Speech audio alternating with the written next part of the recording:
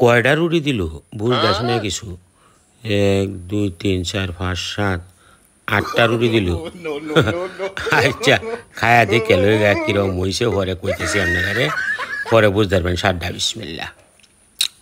বাহ ভালো লাগতেছে। আর এই রইল গা আপনার আলমদিনা হোটেল, এই যে আরামবাগ নেত্রকোনার মুড়ো।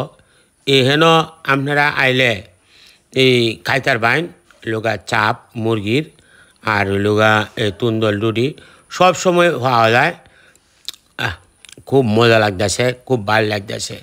খাই তো শান্তি হয় না বুঝুন। এই খাওয়ান দেখে ওরে বাসা বাড়িতে গেলে ওয়াইফে গাইলি রে, ফুলাওয়ানা গাইলি রে যে তুমি বাইরে বালা বালা খাও আর আমরা রে গড় কি রান্ধালে খাইতাম পারি না। কিন্তু এরপরেও মনের সুখে আমি একটু বাইরে খাইতে আমার পছন্দ লাগে। এর লেগে আমি আইরি আলমদিনা হোটেলে, এই আরামবাগের মুরনে ট্রুনা শহীদ মিনার ইন্ডিয়া মাছ বাজারদার হে ইন্ডিয়া আয়া খায় যান যে ভাল লাগলে। কারণ একটু যদি আপনি বালাবুড়া না খাইন তা আপনার শরীরটা ঠিক থাকতো না। এর লেগে আমি মাঝে মাঝে মনে করি যে একটু যদি আয়া খাই তে ভালাই লাগে, স্বাদ লাগতেছে বুঝুন। দেয়ার ইজ চিকেন চাপ অফ ডাইল অফ শুকনা মরিচ, আর ইজ মরিচের ঝুল।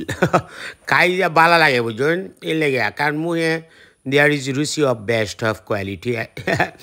হ্যাঁ আবার ইংলিশও কেড়ে গেলাম রে। বাহ খুব চমৎকার ভালো লাগতেছে। খাইতেছি গোস্তুটা দিয়ে মুরগির সাপ আর কি বুঝুন আপনারা। আরে বাপরে বাপ এত সফট, মনে হইতেছে যে 40-50টা। আর কয়টা রুটি দিও সে তাহলে ও বানাইতেছ। আচ্ছা দিও খায়ালো এই খাই, এই খাইলেই মনটা মধ্যে একটা আনন্দ রাখবো। সালাডটা করছুন খুব ফাইন একটা সালাড করছুন, খুব ভালো লাগতেছে খাইতেছি।